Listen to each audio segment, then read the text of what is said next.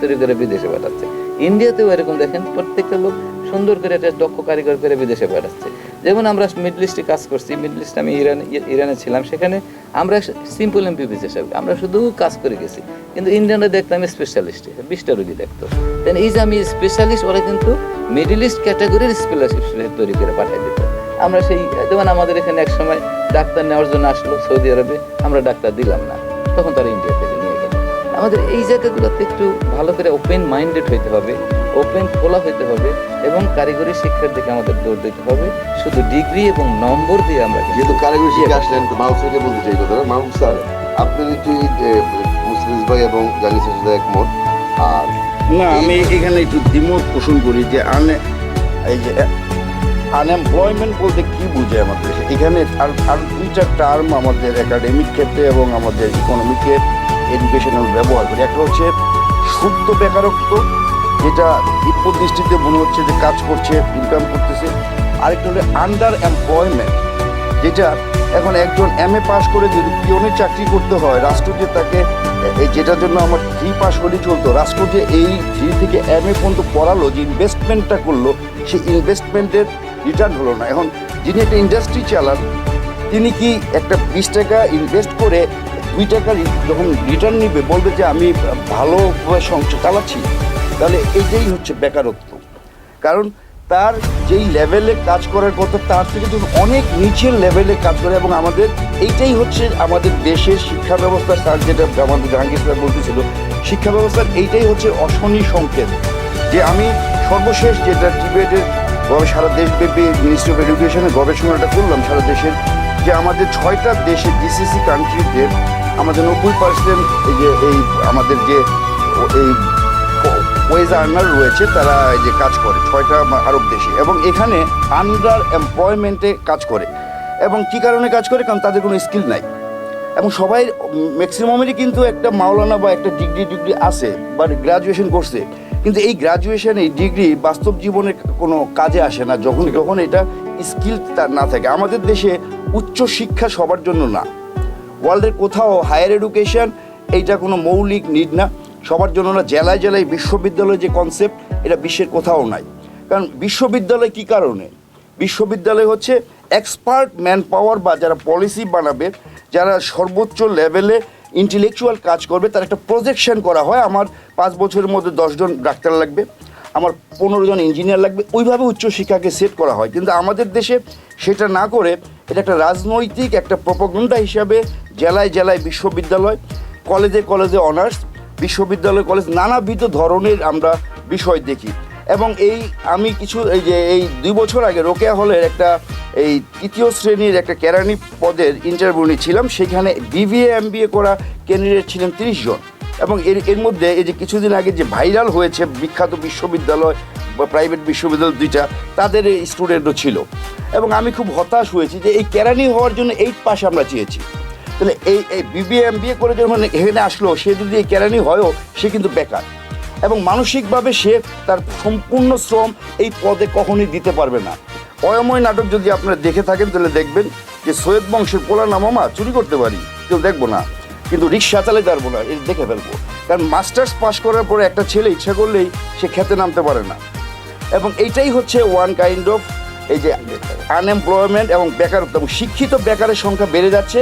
এবং আমাদের দেশে যে হায়ার এডুকেশনগুলো করা হয়েছে সুপ্ত বেকার করার জন্য, মানে এই মাস্টার্স অনার্স করতেছে গ্রামের স্কুলে, গ্রামের কলেজে, সে আসলেই বেকার, কিন্তু সে পড়ে। যেমন ধরেন একটা মহিলারা, আমি গ্রামে যেটা দেখেছি, আমি যখন টিচার ট্রেনিং বা ইউনিভার্সিটি শিক্ষক বা স্কুলের শিক্ষকদের ট্রেনিং দেওয়ার জন্য বিভিন্ন জায়গায় গিয়েছি, যে একটা মেয়ে মাস্টার্স করার পরে সে বিএড করতেছে, বিএড শেষ হলে MA ভর্তি হচ্ছে। তখন যখন বরপক্ষ তাকে দেখতে আসলো, মেয়ে কী করে? মেয়ে ছাত্রী। অপরদিকে অপর একটা মেয়েকে আমি দেখলাম, সে অনার্স করার পরে আর কলেজে যায় না। তখন বরপক্ষ যখন তাকে দেখতে গেল, এই মেয়ের পড়াশোনা শেষ, তাই বুড়ো হয়ে গেছে। তাহলে এইটা হলো জাস্ট তাকে এইজটা ধরে রাখা বা বেকারত্বকে হাইড করার জন্য এই হায়ার এডুকেশনের টেন্ডেন্সিতে যাচ্ছে। এবং যেটা আমাদের প্রয়োজন নয়, রাষ্ট্রের আননেসেসারি যখন ইনভেস্টমেন্ট আমরা করি, যে আমি তাকে যেই বিষয়গুলো পড়াচ্ছি সেই বিষয়গুলো তার জীবনে লাগবে না, জীবনের কাজে লাগবে না। তো জীবনের কাজে যদি না লাগে, তার যদি একটা মহিলার যদি অন্তঃকরণই যাওয়া লাগে বা একটা ছোট চাকরি করা লাগে, ওই পর্যন্ত পড়াটাই তার ছিল উপযুক্ত। এই পার্সপেক্টিভে হায়ার এডুকেশনে আমাদের বেকারত্ব হারটা নিচের দিক থেকে বেশি, কারণ নিচের দিকে আমি বেকার বলতে পারছি না, কারণ তারা যে রিক্সা চালাচ্ছে ও স্কুলে না গিয়ে সে কিন্তু বেকার না, সে তার যোগ্যতা অনুযায়ী কাজ করতেছে। কিন্তু মাস্টার্স পাস করা, অনার্স পাস করা হাজার হাজার বেকার। এবং আমার জাহাঙ্গীর স্যার বলতে পারবেন যে আমরা বেঙ্গাচির মতো আমাদের নার্সিং কলেজ, আমি যেহেতু নার্সিং ঢাকা ইউনিভার্সিটির এই যে কয়েকটা নার্সিং কলেজের গভর্নিং বডিতে ছিলাম, এবং একই সাথে ওই যে ইন্সপেকশনের আপনি মেডিকেল কলেজগুলো, সরকারি medical college, private medical college, আমাদের ওই যে এই ইসের জন্য আমার এফিলিয়েশনের জন্য আমার যাওয়ার সৌভাগ্য হয়েছে। এই যে বেঙ্গাচির মতো মেডিকেল কলেজ তৈরি হয়েছে, আমার এখন ডাক্তারকে দিকে যেতে ভয় লাগে যে কখন কোন ইঞ্জেকশন দিবে, আমাকে মাইরা ফেলবে। কারণ এমনও আমি নার্সিং কলেজে মেডিকেল কলেজ দেখেছি যেখানে কোনো ল্যাবরেটরি নাই, মানে সেই দক্ষ আবার ল্যাবরেটরি আছে কিন্তু দক্ষ ডাক্তার নাই। স্যারের মতো ডাক্তার তো যে সেই কলেজে যাচ্ছে না, পাচ্ছেও না, কিন্তু তারা এটা ব্যবসা হিসাবে 25 লাখ 20 লাখ এবং ইয়ারলি বা এই যে 4 বছরে একটা কন্ট্রাক্ট হিসাবে তারা এখানে ডাক্তার একটা সার্টিফিকেট দিয়ে দিচ্ছে। এখন এটা স্যার ভালো বলতে পারবেন, এটাই হচ্ছে আমাদের শিক্ষা ব্যবস্থায় কোনো পরিকল্পনাবিহীন আমরা অগ্রসর হচ্ছি, কোনো পরিকল্পনা আমাদের সামনে নাই। এবং আমাদের পরিকল্পনা না থাকার পিছনে একটা বড় কারণ হচ্ছে আমাদের দেশের গণতন্ত্র। এবং এতে অনেকেই আমার সাথে বিরোধ করবেন যে গণতন্ত্র কীভাবে এই শিক্ষা আমাদের শিক্ষাকে আটকে দিচ্ছে। এটা খুবই একটা কন্ট্রাডিক্টরি থিওরি ইন এডুকেশন। এবং এই গণতন্ত্রের কারণে আমাদের যে মানসিকতা, ইংরেজরা যে মানসিকতা আমাদের দিয়ে গেছে, যে আমরা ইংরেজরা যে মানসিকতা দিয়ে গেছে সেই মানসিকতা থেকে আমরা বেরোতে পারিনি। এবং আমরা যখন চেয়ারে বসি আমরা 5 বছরে চিন্তা করি, আমরা 15 বছরে চিন্তা করি না, 25 বছরে চিন্তা করি না। আর শিক্ষার একটা বীজ যদি আজকে রোপণ করা হয়, এই ফল পাওয়া যাবে দৃশ্যমান 12 বছর পরে। তো 5 বছরের মধ্যে আমার ক্ষমতা শেষ। তাহলে আমি যদি এখানে ইনভেস্ট করি যেটা জনগণ কেউ দেখলো না, তাহলে আমার ভোটের সময় তো আমি কোনো জব দিয়ে করতে পারতেছি না। এর থেকে বেটার 5টা কম্পিউটার নিয়ে একটা আইসিটি সেন্টার বা একটা কম্পিউটার ল্যাব করে একটা নেম ফ্লোপ করি, মানুষ দেখবে আমি কিছু একটা করেছি। কিন্তু সেই কম্পিউটার ল্যাব 2 দিন পরে নষ্ট হয়ে যাবে এবং কোনো কাজে আসবে না। এবং এইটা হচ্ছে আমাদের বড় সমস্যা। এবং এই কারণে উচ্চশিক্ষা প্রতিষ্ঠান একের পর এক স্থাপন করে যাচ্ছে, যেটা দৃশ্যমান দেখা যাচ্ছে। কিন্তু প্রকৃত সংস্কারের দিকে, ইনভেস্টমেন্টের দিকে কোনো সরকারি আসলে একমাত্র বঙ্গবন্ধু ছাড়া কোনো সরকারি সেভাবে উৎসাহী বা সেভাবে তারা প্রচেষ্টা বা প্রয়াস তারা গ্রহণ করেন। এই কথার সাথে আমি করি যে এআই কি শিক্ষককে বদলে দিবে? এআই কি শিক্ষাকে বদলে দিবে? এটা একটা ভালো কোয়েশ্চেন। আর্টিফিশিয়াল ইন্টেলিজেন্স একটা অবশ্যই একাডেমিক অ্যারিনাতে এবং স্কিলের ক্ষেত্রে আমাদের 60% জব নেচার চেঞ্জ করে দিচ্ছে, এবং একই সাথে আবার কিছু নতুন ধরনের চাকরি ক্ষেত্র তৈরি করছে। আর্টিফিশিয়াল ইন্টেলিজেন্স এখন অ্যাসাইনমেন্ট থেকে শুরু করে সব কিছুই করা যায়। কিন্তু একটা জিনিস মনে রাখতে হবে, পৃথিবীর প্রথম পেশা এবং আদি পেশা হচ্ছে টিচিং, শিক্ষকতা। এবং 1950 সালে এই ধরনের সিমিলার একটি, তখনও এআই বা কম্পিউটার এতটা এই ডেভেলপ হয়নি, কিন্তু টেকনোলজি আমেরিকা এবং কয়েকটি দেশে এডুকেশন টেকনোলজি অনেক দূর এগিয়ে গিয়েছিল। এবং তখন বিএফ স্কিনার, বিখ্যাত সাইকোলজিস্ট এবং শিক্ষাবিদ, উনি হলো টিচিং মেশিন তৈরি করলেন এবং এটাকে প্রোগ্রাম লার্নিং হিসাবে একটা আলাদা মেথড হিসাবে দেখানো হলো। এবং তখন একটা বড় ডিবেট ছিল যে এই হয়তো শিক্ষকদের কাজ শেষ। হার্ভার্ড ইউনিভার্সিটি তো ক্লাসে টিচিং মেশিনের মাধ্যমে পড়ানো হচ্ছিল শিক্ষক ছাড়া। কিন্তু দেখা গেল এই টিচিং মেশিন আসলে শিক্ষকদের রিপ্লেস করতে পারে না। এআই কেন, আরও যত কিছুই আমরা করি, 2টা জিনিসের রিপ্লেসমেন্ট পৃথিবীতে হবে না। একটা হচ্ছে প্রিন্টেড বই, আরেকটা হচ্ছে আমাদের এই শিক্ষক। এবং আমাদের আপাত দৃষ্টিতে মনে হচ্ছে যে প্রিন্টেড বই আমরা পড়ছি না, কিন্তু প্রিন্টেড বইয়ের যে জ্ঞান এবং যে শিক্ষকদের জ্ঞান, যারা জ্ঞান অর্জন করে গবেষণা করে, তাদের কাছে যে কদর আগে যেমন ছিল এখনও তেমন আছে। কিন্তু সুবিধা হয়েছে আরও সোর্স তার এক্সপ্যান্ড হয়েছে। ওই প্রিন্টেড বইয়ের বাইরেও সে এআই দিয়ে হেল্প পাচ্ছে। এই 2টার এই যে আবেদন কখনোই একজন জ্ঞানী বা একজন গবেষকের কাছে বা একজন শিক্ষকের কাছে, একজন ছাত্রের কাছে কখনোই শেষ হবে না। এখন আমাদের দেশে মাস পপুলেশন যে স্কুলে যায়, এটা হলো বাংলাদেশের এডুকেশন এন্টারপ্রাইজ। প্রাইমারি যে বিশ্বের সবচেয়ে বড় এন্টারপ্রাইজ বা ইন্ডাস্ট্রি হচ্ছে একটা বিল্ডিং থেকে নিয়ন্ত্রিত হয়, সেটা হচ্ছে বাংলাদেশের প্রাইমারি এডুকেশন, যেটা ডিপি। ওয়ার্ল্ডের এত বড় এন্টারপ্রাইজ নাই, আমেরিকাতেও নাই, কোথাও নাই। এবং এখানে দেখা যায় যে যদি 100% স্কুলে যায়, 100% আসলে তারা শিখতে যাচ্ছে না, 100% শিখবেও না। আমাদের একটা নর্মাল কার্ভ আমরা সাইকোলজিতে ব্যবহার করি। এবং এইখানে আমাদের দুই দিকে এই যে এই ঝরে পড়া হার বা এই যে নিচের দিকে এবং উপরের দিকে এই আমাদের একটা রেশিও রয়েছে, তাহলে আমরা সবাইকে চাচ্ছি স্কুলে নিতে, কিন্তু সবাই কিন্তু আসলে এই যে ওই উপরের পদে যাবে না, যাবে একটা নির্দিষ্ট সংখ্যক। এই কারণে আমেরিকাতে গিফটেড স্কুল বা লিডারশিপ স্কুল চালু করা হয়েছে, অনেকগুলো দেশে এই ধরনের প্রোগ্রাম চালু করা হয়েছে, যে তাদেরকে যেমন চীনে একটা এই যে অ্যাপটিটিউড টেস্ট নেওয়া হয়, কে কোন প্রফেশনে যাবে সেই টেস্টের মাধ্যমে নির্দিষ্ট ইসের পরে তাকে সেখানে প্লেসমেন্ট দেওয়া হয়, এবং এই কে কোথায় যাবে সবাই একই জিনিস পড়বে না, আমাদের দেশে সবাই একই জিনিস পড়ে। তাহলে শর্টকাটে মূল কথা কি, এআই শিক্ষক হতে পারবে না? এআই এর মধ্যে থাকবে, কিন্তু শিক্ষকের রিপ্লেসমেন্ট এআই কখনোই তাহলে হবে জানি না। স্যার একটা ভুল না, প্রশ্ন এখানে করি। আমি এটা সম্বন্ধে আমি একটু বলি। আর্টিফিশিয়াল ইন্টেলিজেন্স সব কিছু সমাধান দিতে পারবে না। আপনার যে নিজস্ব যে অভিজ্ঞতা, যেমন ধরেন একটা ডাক্তার আর্টিফিশিয়াল ইন্টেলিজেন্সকে জিজ্ঞাসা করলেন, যে চ্যাট জিটিপিকে জিজ্ঞাসা করলেন, ভাই এই কমপ্লেন, এটা ডায়াগনোসিস কি এবং এটা ট্রিটমেন্ট কি, দেখবেন বিশাল একটা লিস্ট দিবে। কিন্তু এই যে লিস্টের ভিতরে কোনটা আপনি চয়েস করবেন, সেইটা কিন্তু ওই চ্যাট জিটিপি বলতে পারবে না। এটার সাথে আপনার সাথে সিমটমের সাথে আমার অভিজ্ঞতা দিয়ে আমি তখন ডায়াগনোসিস করে একজাক্ট মেডিসিনটা, সেটা কিন্তু এআই দিতে পারবে না। Right. সেখানে কিন্তু শিক্ষকের ভূমিকা, সেখানে কিন্তু আমার ডাক্তারের ভূমিকা আছে, এবং এই ডাক্তারের রিপ্লেসমেন্ট কখনোই কিন্তু এআই হতে পারবে না। এবং এআই যদি হয়, সেখানে অনেক কিছু ভুল হবে, এবং ভুল চিকিৎসা মানুষের আমার আরও বেশি ক্ষতিগ্রস্ত হবে, এবং ভুলভাবে মানুষ কিন্তু ধাবিত হবে, ভুল দিকে ধাবিত হবে। আরেকটা জিনিস যেটা বললেন মাহবুব ভাই, যেটা বললেন, আসলে আমাদের শিক্ষার যে গলতটা এবং শিক্ষার যে সিস্টেমের গলতটা, সেটা কিন্তু শুরু করতে হবে প্রাইমারি লেভেলে। ইরানের একটা ঘটনা আমি বলি। ইরানে একটা পাগড়ি পরা লোক, খোমেনির লোক, সে এটা একটা ছোট্ট বাচ্চা ক্লাস 1-এ পড়ে, ওরা এসে চকলেট দিতেছে, চকলেট দিয়ে ওই খোমেনি সম্বন্ধে বলতেছে। তখন আমি বললাম যে এই বাচ্চাটার আপনি খোমেনির সম্বন্ধে এগুলো বলতেছেন কেন? উনি তখন বললো আমাকে যে ওরা যদি আমি এটা শিখাই দিই, ও সারা জীবনেও ভুলবে না। এখন এই যে লেভেলে, প্রাইমারি লেভেলে গ্রোয়িং ব্রেন, একটা ব্রেনের ফিজিওলজিক্যাল অ্যানাটমিক্যাল চেঞ্জ কিন্তু 2 বছরে শেষ হয়ে যায়। ফিজিওলজিক্যাল চেঞ্জ হইতে 18 বছর লাগে। এই যে ফিজিওলজিক্যাল চেঞ্জ হওয়ার সময়টা যদি আমি তার ভিতরে সততা শিক্ষা দিই, তার ভিতরে নৈতিকতা শিক্ষা দিতে পারি, এবং তাকে যদি আমি এই লেভেলে যদি আমি ধরতে পারি, কারিগরি শিক্ষা দিতে পারি, এই ছেলেটা কিন্তু কোনোদিনই এই অনৈতিক কোনো কাজ করতে তখন আর ভবিষ্যতে পারবে না। সে তখন সততার শিক্ষা পাবে, নৈতিকতার শিক্ষা পাবে, এবং সে যদি ওখানেই কিন্তু তার কিন্তু শিক্ষাটা সে ব্রেনের ভিতরে ঢুকে যাবে, এবং এটা কিন্তু আর বের হবে না। আমরা যে ছোটোবেলায় যেটা শিখছি এখনও কিন্তু মনে আছে, এখন আমাকে আর মডিফাই করতে পারবেন না, এবং ইউনিভার্সিটি লেভেলে গেলে ওই ছেলেটা কিন্তু আপনি মডিফাই করতে পারবেন না। এই সততার জ্ঞান যতই তাকে ঢোকান না কেন, নৈতিকতার জ্ঞান যতই তাকে ঢোকান না কেন, আমাদের দেশে এখন কি হচ্ছে, আমাদের দেশে পরে সহিষ্ণুতা নাই, অন্যের মতামতকে আমরা গুরুত্বই দিতে শিখি নাই, এবং অন্য মতে ভায়োলেন্স হয়ে যাচ্ছি। সে একটা মনে করেন একজন জয় বাংলার কথা বললে, এটা বললে আরেকজন মারামারি শুরু করে দেবে, তুই জয় বাংলা বললি কেন? এই যে একটা সহ্য ক্ষমতা, সহনশীলতা, একে অপরের প্রতি সহনশীলতা এডুকেশন লেভেলে কিন্তু নাই, বাচ্চাদের ভিতরেও নাই, স্কুলের ভিতরেও নাই।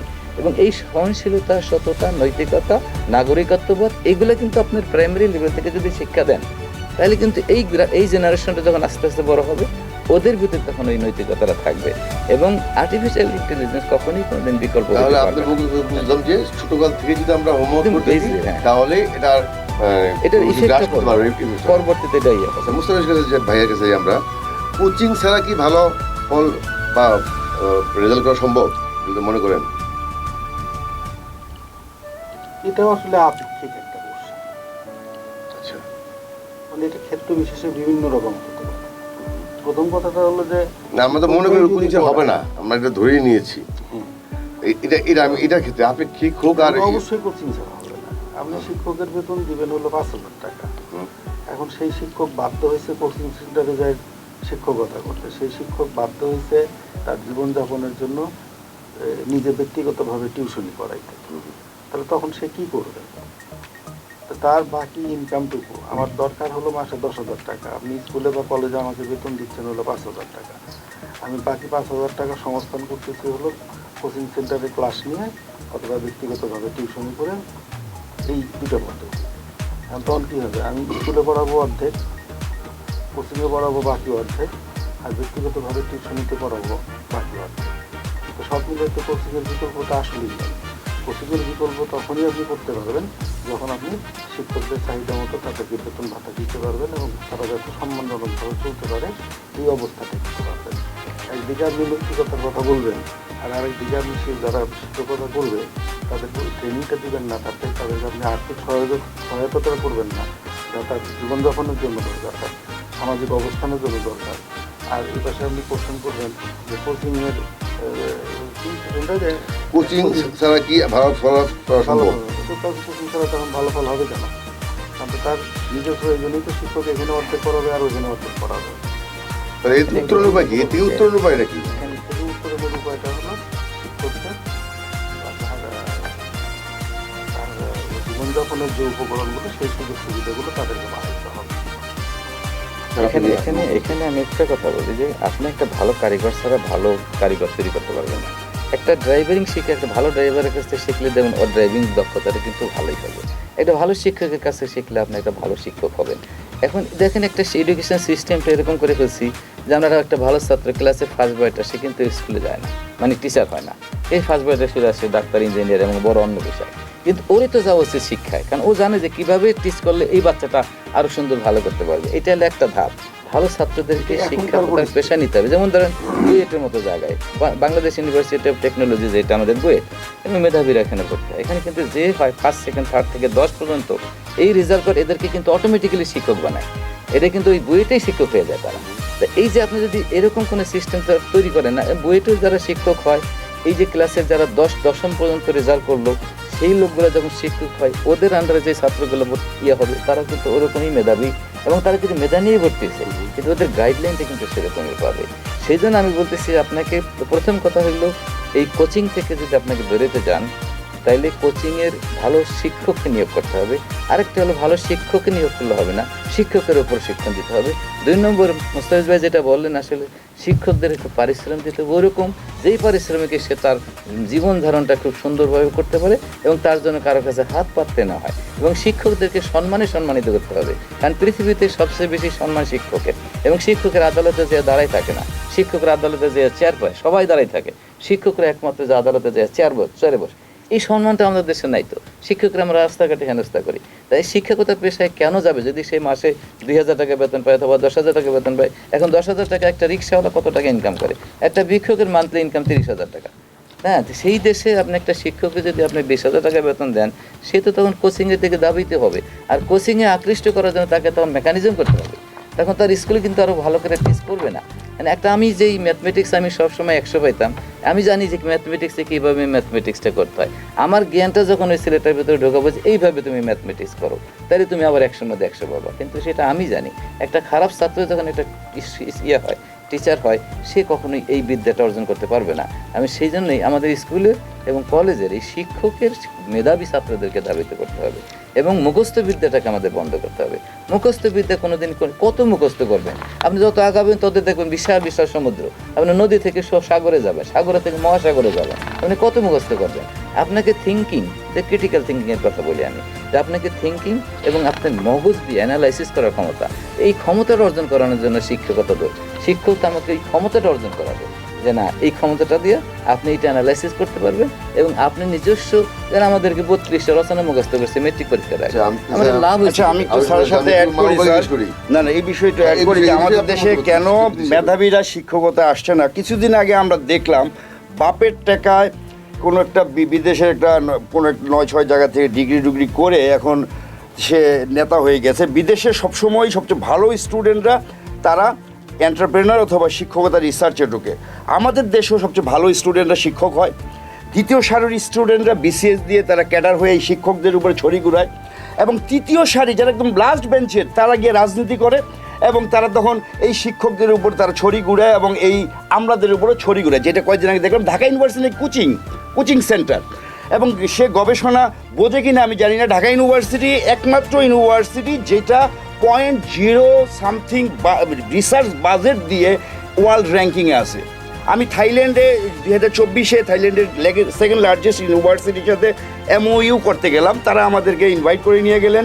একটাই উদ্দেশ্য, এডুকেশন টু এডুকেশন ডিপার্টমেন্টের MOU করবেন এবং সেখানে তাদের প্রভিসি এবং তাদের ডিন সরাসরি বললেন যে আমরা হিউজ বাজেট এবং এটা যে থাইল্যান্ডের এই হিজ এক্সিলেন্সি থেকে এখানে আমরা পাই, টাকা পাই, অনুদান পাই, কিন্তু আমাদেরকে এই যে র্যাঙ্কিংয়ে যেতেই হবে। তোমরা যেহেতু র্যাঙ্কিংয়ে আমাদের চেয়ে অনেক আগানো, এই কারণে তোমাদের সাথে এমনই করলে আমাদের পয়েন্ট বাড়বে। তখন জানতে চাইলো রিসার্চ বাজেট কত। আমি লজ্জা ভরে করলাম যে সত্য বলবো, বলার পরে সে ওইখান থেকে প্রবেশী হাসতে হাসতে পড়ে যায় যে তোমরা কি 2 নাম্বার পথে এই যে র্যাঙ্কিং এনেছো কিনা, এই বাজেটে র্যাঙ্কিংয়ের ধারে কাছেই যাওয়া যায় না, আমাদের বাজেট কত জানো? আর অপরদিকে হার্ভার্ডের বাজেট, রিসার্চ বাজেট বাংলাদেশের টোটাল বাজেটের চেয়ে বেশি।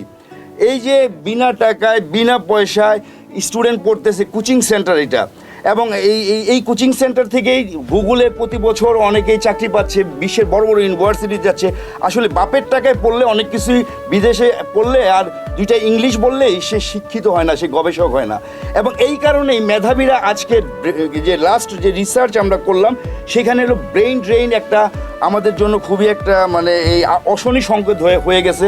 এবং ইন দ্য রিসেন্ট টাইম আমার বেশ কিছু কলিগ যারা বিশ্বের আমেরিকা বা অস্ট্রেলিয়া, জাপানে বড় বড় বিশ্ববিদ্যালয় থেকে পিএইচডি করেছে, তারা চাকরি ছেড়ে দিয়ে চলে গেছে এবং ওই দেশের ইউনিভার্সিটিগুলো তাদেরকে নিয়ে গেছে। এবং আমাদেরও সে ধরনের অফার রয়েছে এবং কতদিন এদেশে থাকবো জানি না। কিন্তু এই ধরনের লোকজনের জন্য এই দেশে, যে দেশে মেধাকে সম্মান করা হয় না, যে দেশে প্রতিভাকে সম্মান করা হয় না, আল্লাহ বলেছেন সে দেশে প্রতিভা জন্ম হয় না, এবং জন্ম হলো সে দেশে প্রতিভা টিকে থাকে না। তাহলে এটা আমাদের একদম ঢাকা ইউনিভার্সিটির সম্পর্কে কথা বলছি যে ঢাকা ইউনিভার্সিটি পড়েই নাই। যে আমাদের অনেক আলোচনা করতে হবে। আমি জানি স্যার গবেষণার বাজেটটা অনেক বাড়াই নাই তো, গবেষণার বাজেট নাই তো আমাদের বাজেটই নাই। এই জায়গাতে কারো কোনো হাত নাই তো, কেউ তাই জানি স্যার, আপনি বলছি যে প্রতিবন্ধী শিশুরা কেন পিছিয়ে পড়ে? প্রতিবন্ধী তো এমনি পিছানো, ওরা তো পিছিয়ে পড়বে, কিন্তু ওদেরকে উপরে ওঠানোর জন্য আমাদের পদ্ধতিটা কি? সেটাই আপনার প্রতিবন্ধী তো প্রতিবন্ধী, কারণ প্রতিবন্ধী তো নানা রকমের প্রতিবন্ধী আছে। একটা আছে বাক প্রতিবন্ধী, একটা আছে শ্রবণ প্রতিবন্ধী, একটা আছে তার লিম প্যারালাইসিস, হাঁটতে পারে না, চলতে পারে না। যেমন আমাদের জন হকিন্সের কথাই বলি, সে তো প্রতিবন্ধী, কিন্তু সে বিশ্বের একটা বিখ্যাত সায়েন্টিস্ট। এখন আপনি জন হকিন্স কিভাবে হইল সেটা আমার দেখতে হবে, যে সে শুধু প্যারালাইসিস, কিন্তু তার ব্রেনটা তো কাজ করছে, ব্রেনের মধ্যে তার কোনো সমস্যা নেই। এবং অনেক প্রতিবন্ধী আছে যাদের ব্রেন অত্যন্ত শার্প, এবং তাদের এই শার্প ব্রেনটা আমাকে ইউটিলাইজ করতে পারছে না। ইউটিলাইজ না করতে বলে তো সে প্রতিবন্ধী হবেই। এখন ধরেন আমি গ্রামের একটা বাচ্চার যখন আমি দেখলাম, তখন তার বাচ্চার বয়স 1 বছর, আমি দেখে বললাম যে এই তোর তো হাইপোথাইরয়েড, তাড়াতাড়ি করে ওষুধ খাও। গরিব মানুষ, আমি বললাম যে তুই প্রতি মাসে আমার কাছে যাবি, আমি তোর 1 মাসের ওষুধ দিয়ে দিব। এটা জীবনে একবার আসে না, এই ছেলেটা এখন বিশাল বড় হয়ে গেছে, এটা প্রতিবন্ধী তৈরি হয়েছে, আমরা কিছু ওর জন্য কিছু করতে পারছি তো। কিন্তু একটা ট্যাবলেটের দাম তখন 2 টাকা। এই 2 টাকার একটা ট্যাবলেট দিলে যদি খাইতো, সে কিন্তু একটা প্রতিবন্ধী থাকতো না। এটা কিছু হাইপোথাইরয়েডিজম, এটা আমাদের ব্যর্থতা। এখন প্রতিবন্ধীদেরকে আমরা কিভাবে সমাজে প্রতিষ্ঠিত করব, অথবা সমাজে তাদেরকে, প্রত্যেকটা প্রতিবন্ধী যেন ডাউন সিনড্রোম একটা প্রতিবন্ধী, কিন্তু সে তো হাঁটতে চলতে পারে, সে তার মেধা, তার আইকিউ একটু কম, তার 75-এর বেশি আইকিউ হয় না। কারণ অ্যাভারেজ আইকিউ তো আমাদের দেশে 100-এর উপরে গেলে তখন আমরা বলি আমার 120 বা আমাদের আইকিউ, কিন্তু ওদের আইকিউ থাকে 75। 75 আইকিউ নিয়ে যদি আমি তার স্কুলে দেশে পারবে না, তাকে ওইরকম একটা স্কুল তৈরি করতে হবে তার জন্য।